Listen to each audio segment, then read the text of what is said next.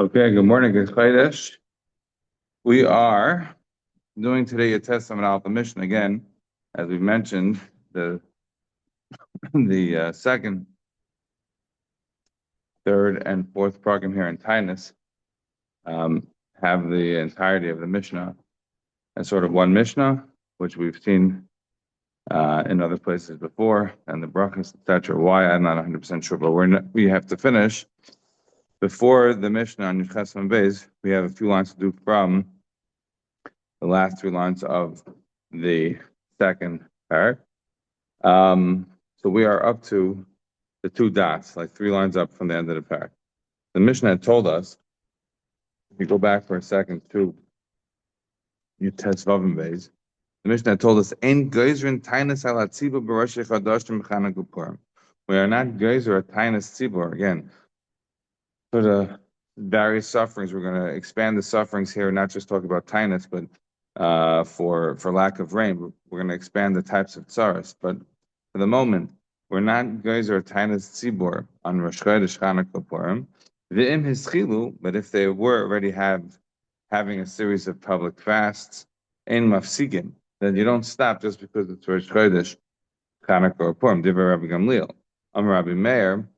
Rabbi Meir says that even though Rabbi Gamliel says that you're not mafsik these public fasts because of these other various holidays, even though Rabbi Gamliel says you're not mafsik, he agreed, Rabbi Gamliel agreed, that you don't finish the fast, meaning that you fast for part of the day, but towards the evening, you eat.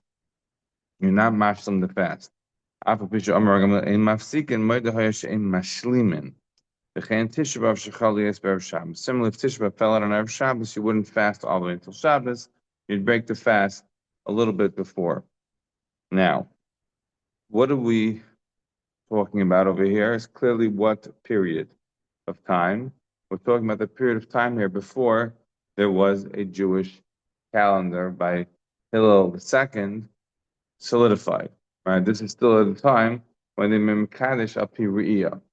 So therefore, it could happen that you could have a fast was decreed, and then it turned to be Rosh Chodesh. You didn't necessarily know that ahead of time. You would have otherwise known, right? If you had a calendar, you would know, okay, if I'm decreeing that day as a fast, I know it's Rosh Chodesh. By definition, if they're decreeing a fast in a time when there's no calendar, could very well be that Rosh Chodesh will happen, and then it'll be Rosh Chodesh, or that will end up being Purim on a day where they had decreed a fast. Now let's go to the Gemara. Yud Chesam Beis. The Tosfos says, let's first do the Gemara. So the Gemara says, "Ein goes to Tanis al Tzibur b'Shkilim b'Chamishi." Right? We learned again in the Mishnah, you don't start the fast days, these Monday, Thursday, Monday fast days on Thursday. Right? The reason was because we were for people who jack up the prices. So therefore, it's better to start on Monday. So then the Mishnah continues, "Ein goes to Tanis b'Rosh Chadashim." We don't start being goes to Tanis on Rosh Chodesh. But if there was already a series of fasts in place, then you would continue on fasting even if it was Rosh Chodesh. And we want to know how many series of fasts do we have to have in place in order for us to continue. When the Mishnah said, if there was already a series, it was already fasts in place, then you're not going to be mafsik that fast just because it comes out the day of Rosh Chodesh. When or how many fasts had to already been done by the public? The Kama Havya Haskal, the Gemara asks. The Gemara says, Rav Acha Amar Shalish, it has to already be three fasts, Monday, Thursday, Monday already beforehand. Rasi Amar Achas, even one fast was sufficient to continue fasting. Amar Rav Zudiv Rav Meir, when Rav Meir qualifies and says, oh, this that we said about Mafsikin, that this is the word that he is defining or explaining the words of Rabbi Gamliel. He's not saying a new sheet of himself. He's saying Rabbi Gamliel's words. And if you look at the Mishnah was clear. The Mishnah said, "Im eschil em afsikin divrei Rabbi Gamliel." Amar Rabbi Meir, af al pisha. Amar Rabbi Gamliel, em afsikin moed hayish em mashlim. Even though Rabbi Gamliel says that you're not mafsik, he also agrees that you didn't finish the fast. So again, Rabbi Meir is explaining or explicating words of Rabbi Gamliel. Rabbi Gamliel didn't say that. Rabbi Gamliel was just saying that once they started a series of fasts, so Rabbi Gamliel said that ein mafsikin, right? Which was mashma that you continue on the public fast. He didn't say anything about finishing the fast. He said, you're not mafsik. If I didn't have Rameir, what would a mafsikin mean? It would mean once you started a series of public fasts, now it's coming out to be Rosh Chodesh, a mafsikin. You continue on fasting. It's not that you. I would have thought if I had just heard the words of Rabbi Gamliel that meant you finish the fast. You don't not fast because it's now turned out to be Rosh Chodesh. You fast. Rameir says a mafsikin means that you don't stop the fasting in the sense that you start fasting, but you don't complete the fast. Ein mafsikin doesn't mean you're mashlim the fast. It just means you fast. Part of the day you fast, most of the day you fast, but towards the end of the day you already break the fast. That's our mayor's addendum to explaining Rabbi Gamliel. So the Gemara is clarifying now, whatever the haskell is, either one fast or three fasts. The Gemara then says, what about these words of Rabbi Meir? So Rabbi Yehuda Amar Rav, Zuda Rabbi Meir, so Amar Mishum Rabbi Shem Rabbi Gamliel, Av Chachamim Leimrim Misaram Mashal. Chacham disagree with Rabbi Gamliel. The Chacham say, actually, no, you fast and you're mashlam the fast. You fast and you're mashlam, even though now it turns out it's Rosh Chodesh. You're mashlam the fast all the way till what? Till the end of the day. You don't stop early. You fast the whole day. And the Gemara continues. The Gemara says, that in fact you do fast and complete the fast. That is to say, we don't agree with Rav Meir. We agree with the Chachamim. And that's in fact how the Shulchan Aruch paskins the halacha in our Chaim Tov Kapayin Beis that we are Masa'ana Umashlam, which I find very interesting because we are in a situation today where we have a calendar. That is to say, when we're originating public fast because of whatever tsaros or Taanit, because of rain or whatever it may be, we know in advance if we're saying, okay, let's fast next Monday, Thursday, Monday. We know exactly when it's going to be Rosh Chodesh, when it's going to be Chanukah Purim. It's not a question. In those days, because they didn't know. So you could say, okay, well, when they were going to the fast, they didn't know it was going to be Rosh Chodesh. They didn't know when Chanukah would exactly. They didn't know 100%. Now, of course, Chanukah is 8 days. They had to know at some point when Chanukah would be. It would fall on some day that they were fasting. But Purim, they didn't know necessarily to the exact day, and certainly they didn't know to the exact day Rosh Chodesh. So, to my mind, it would seem to me that if I know in advance and I'm still being matak in the fast, then by definition, I am saying fast regardless. So it could be that's more easily understood that now that we have a calendar, why we fast, even if it's turning out to be Rosh Chodesh, because we know in advance we're mitaken afapi that it's a Rosh Chodesh. But what I'm not clear about is it seems to me that Rashi and Taisus both agree that when we're talking here about Mas'ana and Mashlim and disagreeing with saying that the Chacham disagree with Rav Meir, Taisus wants to limit that. Look at the top Taisus. Taisus says Had the Pascha the halacha Mas'ana and Mashlim. This that we say that we do finish a public fast, even on one of these days, that's a holiday, Rosh Chodesh Kai. That's only going on Rosh Chodesh. The Chanukah Upurim Eina Yachal Lehisanais. The Yemishta V'Simcha Ksiv. The Torah says, not by Chanukah, but the Torah says certainly by Purim, Yemishta V'Simcha. We very much are clear that Purim is a memish of a simcha. You can't fast on Purim. So Taisus is saying when we're saying Mis'anu and Mashlim, we're only saying it about Rosh Chodesh. If you look back at Rashi on Tezvav and Beis, you'll see that if you look at the Rashi on Tezvav and Beis, Rashi says Divir Masal V'im Hischilu. It's like by the wide lines there in Rashi. Shekibu Tanis Mikonim Lechem V'Nechnas Ben Rosh Chodesh. A mafsikin, right? If they makabel tainus and then turn out to Rosh Chodesh, they're not mafsik. The afagav the ikri mayed, because even though Rosh Chodesh is called a mayed, like siv be yom mishta v'simcha, it doesn't have yom mishta v'simcha. So it sounds like Rashi agrees with Taisvis that Rosh Chodesh is the place where we're going to have this debate, meaning that on Rosh Chodesh we can say you should fast the whole day, like Rameir says, till the afternoon, and then you would break the fast, or like the Chacham say, no, you would fast the whole day and not break the fast at all. But they're not having a machlekes by Chanukah Purim, says Taisus. By Chanukah Purim, it's Yemei Mishta V'Simcha. There's no ability to fast all day. You have to break the fast. Everyone agrees with that. In other words, the Chacham are not disagreeing with Rameir on that. And yet, when the Shulchan Aruch brings down the halacha, he brings down Mas'anu Mashlim, going on Rosh Chodesh, Chanukah, Purim. He doesn't moderate it just for Rosh Chodesh, at least not from what I could tell, and I'm not sure why. All right, we'll have to stop over here. Hadron said the Taanit. Kate said Hadron said the Taanit. Kate said Hadron said the Taanit. Taanit. Kate said. All right, so now we are up to the third parak here in Taanit, and today we're just going to really focus on the Mishnah. Remember, as I said, this is all one Mishnah. All the Mishnahs of the third parak, as well as the second and fourth, are all the same style. If you're looking to test towards the bottom, maybe in your Gemaras it has Masnisin in the middle of the page, but that's the Taz Sefer. That's not like a new Mishnah. It's all just one. All the Mishnahs of this parak were all smushed together into one Mishnah. All right. So, Zakt the Mishnah. We have a few different sugyas that we won't have time to really touch on today. Maybe we'll have a little bit of time extra tomorrow to hit on them, but we'll iterate them as we go along. Yeah. So say that Ta'aniyas Elu. Yeah, the Mishnah tells us as follows. We had mentioned before in the first parak, we talked about the seder of how this works. Right? They don't have rain. That happens in Cheshvan. So the Yechidim started to fast. And when they got to Kislev, if there was still no rain, then it became a fast for the Tzibur. For the Tzibur, we said there's a series of 3 fasts, 3, 3, and 7, 13 fasts in all. So what we're talking about over here is to say the Taaniyas of the Yechidim at the beginning, and then we'll go to talk about the wider public. So say the Taaniyas Elu Ha'amor B'Ravir Rishayna. These Taaniyas that we mentioned before in the first parak, Shebetchil Yechidim is right at the beginning. The Yechidim are the ones who fast. And then after that, the Tzibur fast, the 13 fast. That's Ha'amar B'Ravir Rishayna. That's what the first rains.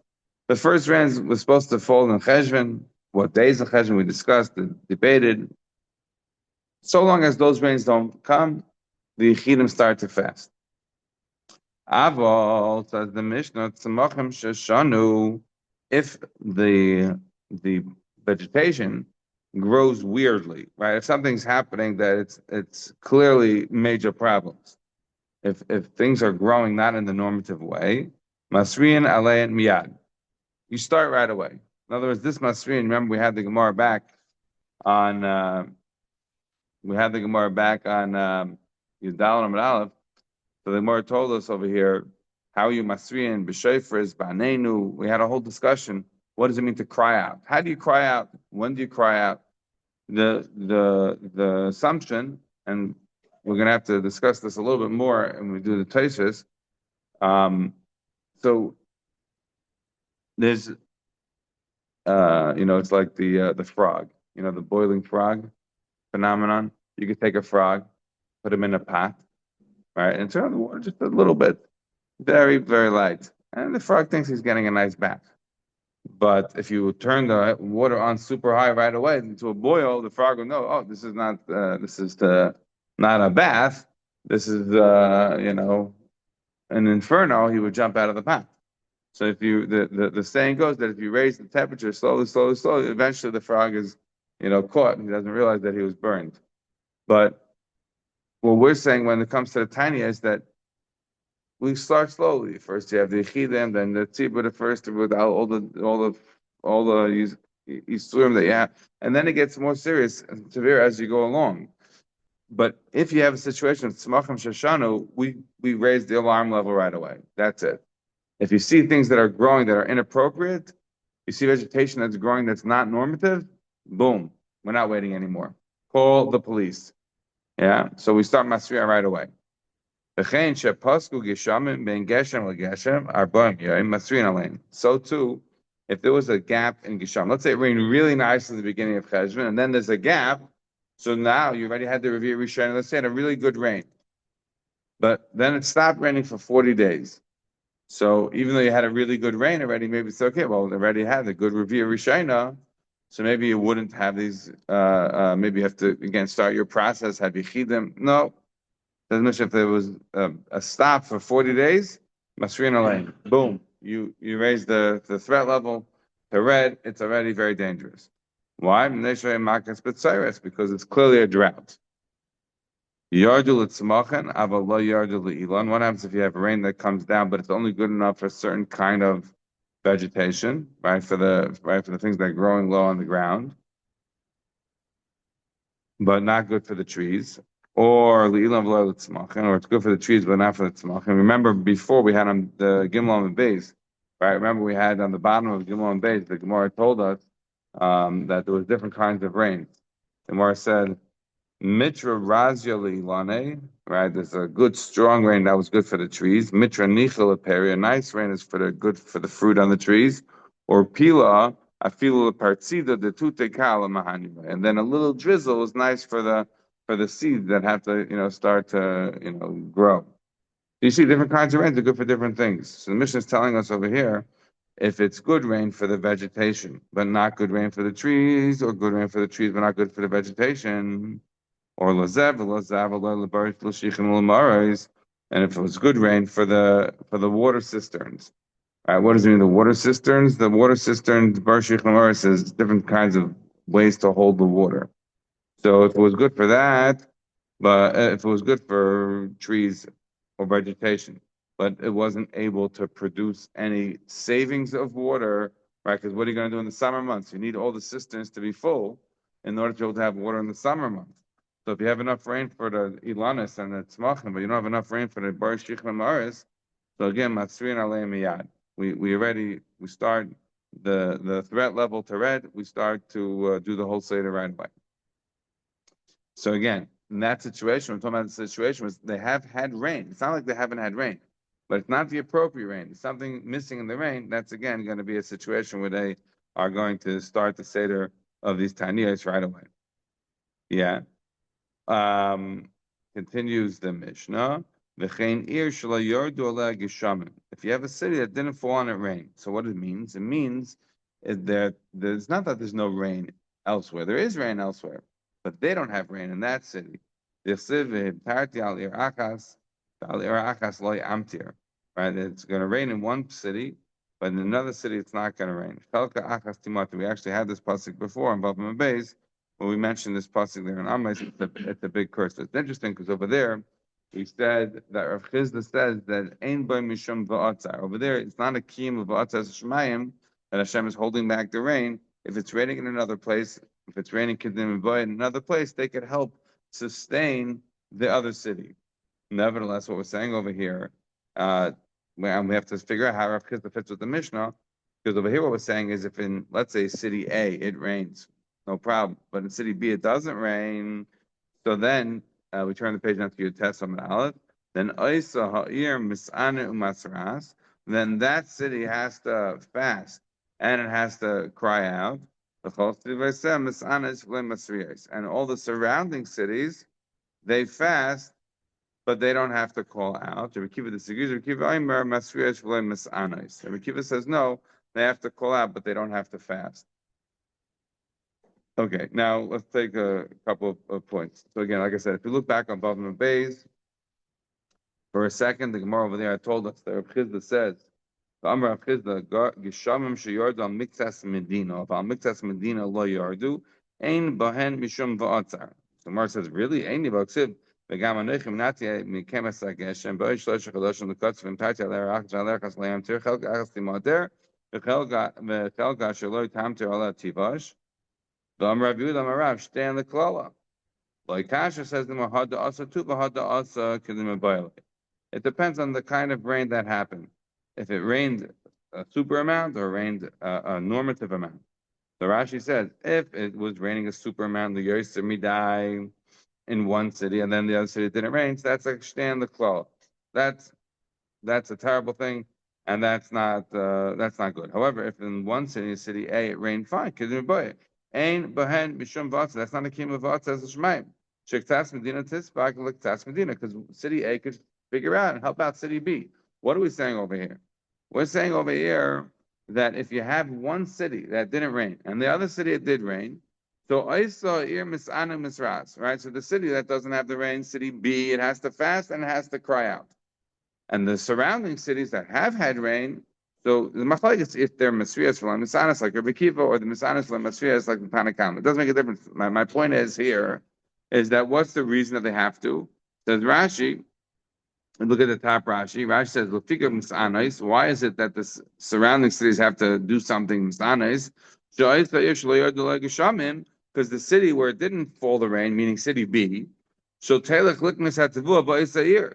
They're going to come all now and throng city A and buy all the wheat from city A. Yeah, barav, and it's going to be a famine in city A. There's not going to be enough food to go around for city A itself. So that's why it's a situation where you have to masanas and masriyas. I can't be Rav Chizda's argument on the Mishnah.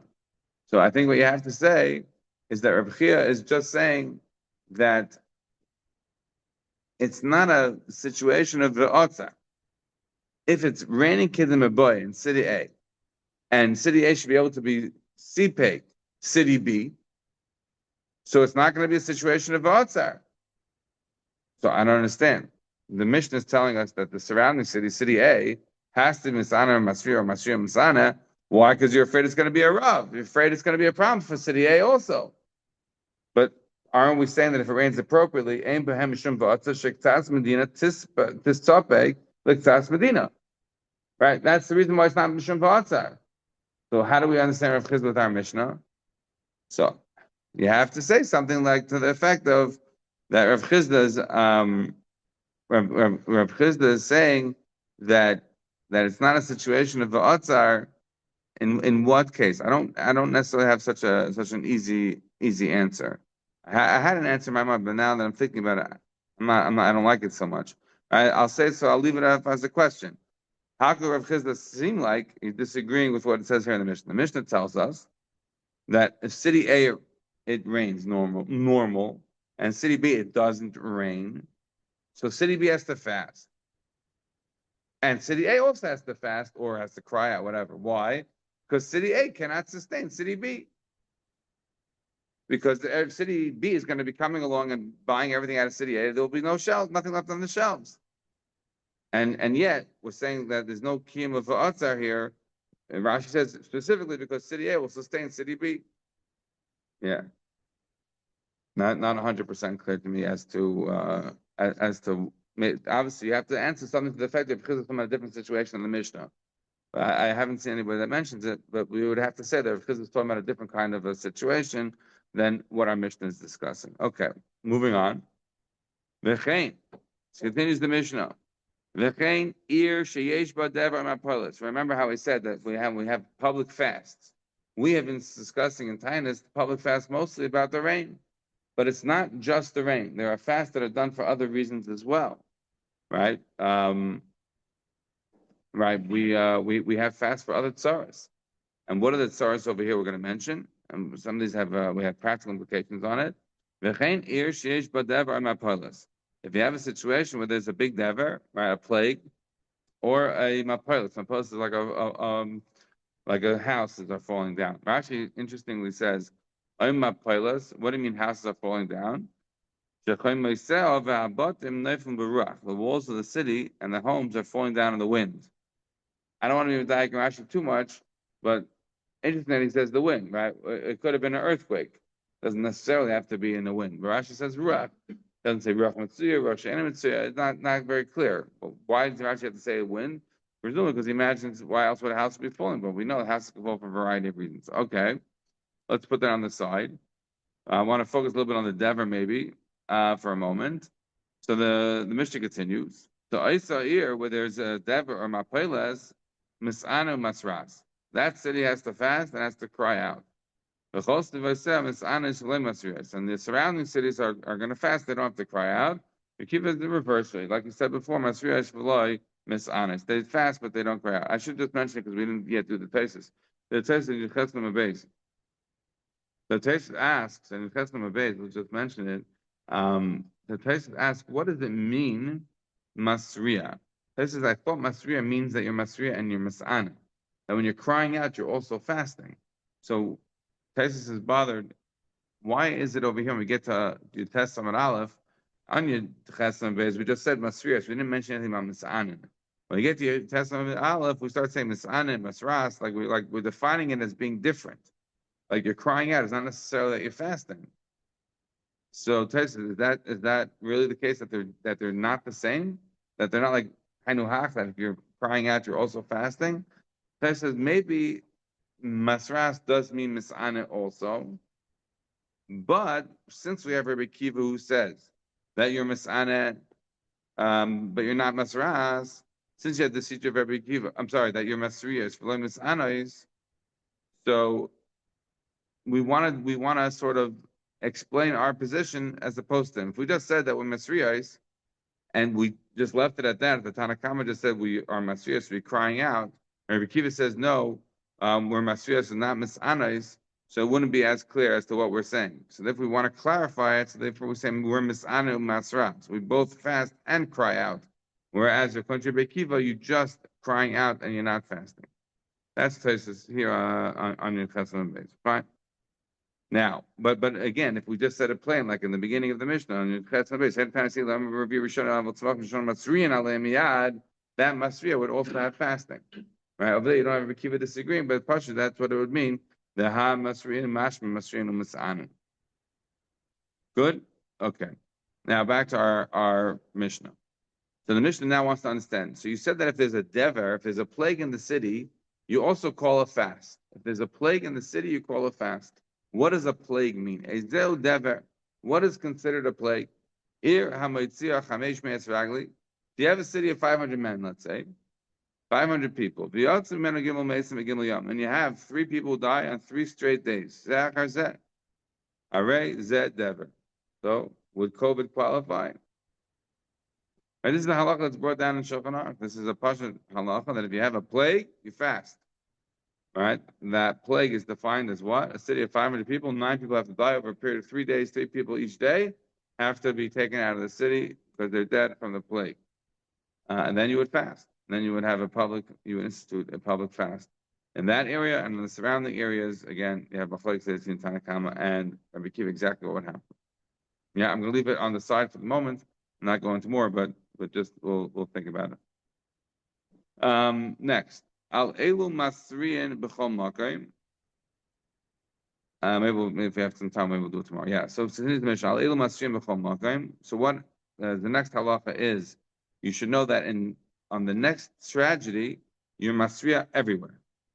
Rashi says from like Spain to Bava, right? It's mamish like the biggest the distances that you could find, like a big distance.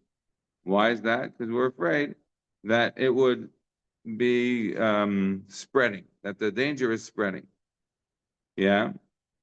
So now we explain. What do we mean? Al elu masrim b'chol makom, al hashidafain, v'al ha'irakain, v'al ha'arbe, v'al ha'chasil. Right? These are different kinds of blights in the field, different kinds of grasshoppers and locusts. V'al chaya ra, again, bad wild animals attacking, v'al ha'cherev, or enemies attacking.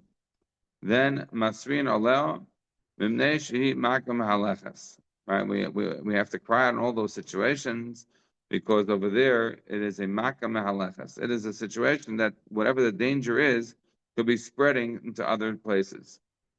So again, what we mean when we say this for practical intents and purposes, it's not that if it's there's a drought in London, we're fasting in America. We know today, obviously, weather patterns or whatever. In theory, if they had a drought in the UK, they should fast in the UK, but America doesn't have to fast. Obviously, it's a very different weather pattern and the like. Although, if you study the meteorology, that you see that there is certainly connections between, let's say, the Gulf Stream, which they follow the winds, these patterns. The mamish comes up from Africa, comes all the way down to the bottom part of America, Central America, and then it comes up all the way in the east coast of America. Then it turns all the way into the Atlantic, and it goes back to the UK and Europe. It is fascinating how the wind streams work. So there is certainly connections. It's not like there's not. But I don't think anybody today would say on a spreading sort of tzara that there is any connection between a drought, if they would ever declare a fast of a drought because of California. I don't know if they've ever declared a public fast. California's had drought for a long time in New York. Not the same weather pattern, not that closely related. Yeah, so says the Mishnah. He had a situation where he had some Zakenim in Yerushalayim that went from their cities because of kindness, And there were guys that are Taanit al Shanir Kimali Pitan or Shidafim Ashkelon. They saw a little bit of a Shidafim, a little bit of a blight in Ashkelon. So in Yerushalayim, which is miles and miles away, one is on the ocean, one is in the mountains, right? Presumably different weather patterns. And nevertheless, there were guys who were Taanit. Why? Because they saw blight in Ashkelon. And they also had a story where some wolves ate two kids in the other side of the Yarden. And Rabbi Yaisi not that they actually ate the kids, they just merely saw them. They already were guys who were Taanit. So in other words, in those days, there were guys who were Taanit a little bit more freely than we do today. And what we're saying is that there were mamish guys who were Taanit on seeing a little bit of a blight in one area that was relatively distant from Yerushalayim. And even hearing maybe a shmur ra about the wild wolves, there were guys who were Taanit. Right? As we said, Ba'alachaya ra, that was one of the things to be guys who were Taanit. One of the things that we said was in the Mishnah so far is that we said we're guys who are Taanit if it's a situation where there's a foreign army, right, that's coming by, right? We said in the Mishnah that ba'al hachaya ra ba'al hachera, on the sword. So now the Mishnah continues and says al elu masriim b'Shabbos al ir shekifur nachem, right? If goyim are surrounding a city, right, there's a whole topic on this. I don't really have time right now to get into it, but a whole discussion of this. All right, we'll say one thing. One thing. Yeah. So there's a big debate about whether or not certain people who are learning should go to the army or not in Israel. I'm not getting into the debate in great detail, other than to say that on October 7th there couldn't have been a debate. Right? In other words, you could have a debate today, but you can't have a debate on October 7th itself. Right? Because on October 7th itself, you have a halacha like this, right? The Gemara tells us in Erevin Memhei that Ira Smuchal Sapa, right? If there are goyim coming to not al nefashos, al teven v'kash, if they're coming just to take money, not coming to hurt anybody, not coming to kill anybody, coming just to take some food. They want to steal your goods. They want to steal your crops. If they're coming al iskei teven v'kash, you mechal on Shabbos to go fight them. The city has to go out and fight them. What we're saying over here is that on an ear, which is Hekifur Nachman, right? There's goyim surrounding a city.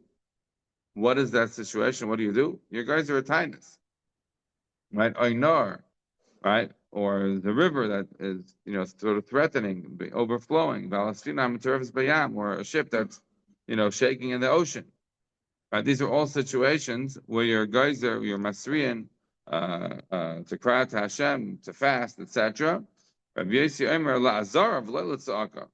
Rabbi Yossi says that the reason that you're being geyser these things is for azara, is for help, right? Not for tza'aka, not just for crying out. You're doing this in order to be able to get help from the surrounding neighbors. You want to make sure that everyone's going to come in and fight. Like I said, everyone's going to have to come for a situation where there's goyim who are intruding to help out the city that's under the threat. I'm sorry, he said even on the dever, even on a plague, but the chachamim were not made to him. Even on dever, you would have a situation where you're being masriya for what? For the tza'aka, but for the azara, but they weren't made. The chacham were not made. I'm not sure exactly why they were made. When we already said before that al dever was one of the things that you are misanan for. Okay, so I'm not sure where exactly Shimon HaTeimani was coming along to argue on. Yeah, Rashi points out Shimon HaTeimani, he's literally from Teiman. That I don't know how many. We don't think about it, but there was a Jewish civilization in Yemen from back in the very beginning. Back maybe from times of Muhammad. All right, we have to just finish with the Mishnah quickly. The Mishnah says, "Al kol tzar shaloi tavei al tzibur masrin alein." When we said now more broadly, on any tsar that shouldn't come on the tzibur, we're going to be masriya, chutz me'roiv gishamim, except from too much rain. When it comes to too much rain, we're not going to cry out about this. We're going to have now a story about Chani Amag, which we have later on as well. So we'll just run through it quickly. They asked Chani Amag to daven for rain. He said, okay, I'll daven for rain. Everybody should bring in their Pesach liga ovens, which are made out of earthenware, which will get ruined. So it shouldn't get ruined in the rain that's going to come. Meaning he was so confident in the fact that he was going to be able to get the rain. He was davening, it rain didn't fall. He drew a circle and he stood in it. I am like a son by you, and I'm asking you for the rain, and the Jewish people are relying on me. I'm not going to leave this circle until you answer us. Remember the Gemara in the end of the fifth parak in Brachas Lamadalim based on the bottom there. The Gemara said about Chinim and Daisa that he was able to get a healing for Yechon and Zakai's kid, and Yechon and Zakai's wife was like, "Is he greater than you?" And she said, "No, he's not." He said to her, "He's not that he's greater, but he is ke'eved lifnei rabbi. Ke'eved lifnei amelech. Lifnei amelech." What does it mean? I mean, the eved. He's able to walk in and out to the king, and the king listens to him, and he has a good relationship. I'm a minister. I only come at certain times. I have to come specifically dressed. I'm not so intimate with the king. So the similar thing about the ben. A ben, he's a ben bias by their ben shalom. Ben bias is a much more intimate relationship than a sar, and therefore you can ask for things and do things that are not so necessarily so appropriate. So he said, "I'm not leaving the circle until you answer." His chilu gesham and natfin, the rain started to come down, but not a lot. I want a rain that's going to fill up the cisterns. His chilu layer bezaf, mamish started pouring. I didn't ask for that. Bracha unadav. I want the rain nicely. Yardu ketiknan. The rain came down nicely. Achietzi is from Yerushalayim laHarbayis and Negasham. They had to literally walk up from Yerushalayim to Harbayis because of the Gesham. Right. This is the key of the pasuk. The kamta v'alisa alamokim. You have to go up. Ashiyivcha Hashem lekecha. The pasuk tells us that Hashem is going to pick the place that it's going to be for the base of Mikdash, and you have to go up there. When you have to go up there, because Eretz Yisrael is Gevayim Mikol Aratzis. Yerushalayim is Gevayim of all the cities in Eretz Yisrael, and the Harbayis is Gevayim of all Yerushalayim. And you go to Yerushalayim today, you'll see Yerushalayim is what? Bottom is much lower down. The Harbayis is much lower down than the rest of Yerushalayim. How could that be? So the answer, the basic fundamental answer is the tshuva in the Radbaz. A couple tshuvas in the Radbaz. The Radbaz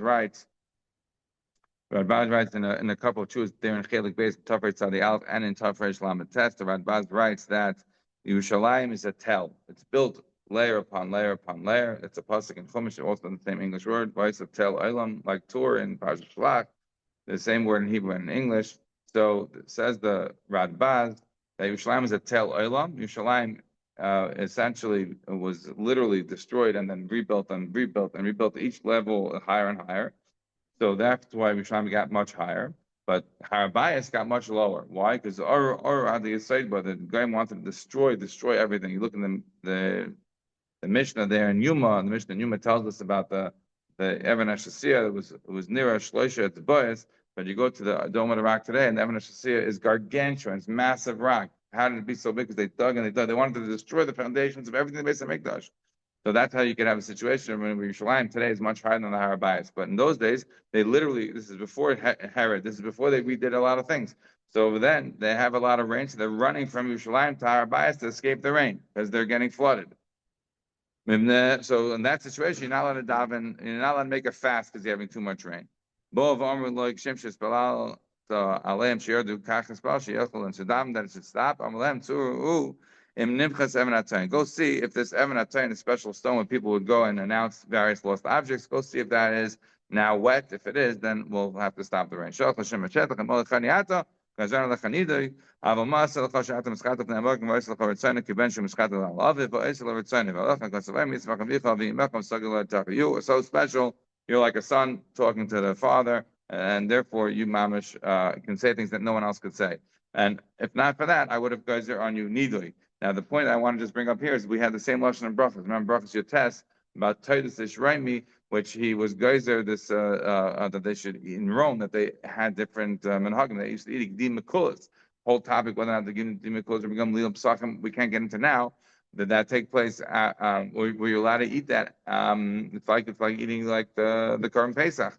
He was geyser for whatever reason, and Shimon Shetach, and the more not in Beya and Chav Gimel, but in Brachos Yutes, the Shimon Shetach is the same lashon. In Molei Torah Desata, Hayizigana Gazrana Lechanidoi, same thing. Then his Mishnah says, "Finish up. Hayim Sana B'Yadlam Bishamim." If rain started falling when they were fasting before Nates, then they didn't finish the fast. After Nates, they would finish the fast. If the rain fell before Chatzais, they wouldn't be finishing the fast. They were guys that Taanit love Yorlam Sham, kind of Chatzais. The rain came before Chatzais. I'm Tafin too, but go out and have a good time, make a party, break the fast. The rain came before Chatzais. And then they came in to Davin and they said Halagadol. We'll touch on this maybe tomorrow. We'll do a little bit on this. I can't not do it. This has massive implications in terms of saying how on, say, Yom HaTzmaut. All right, we'll have to stop.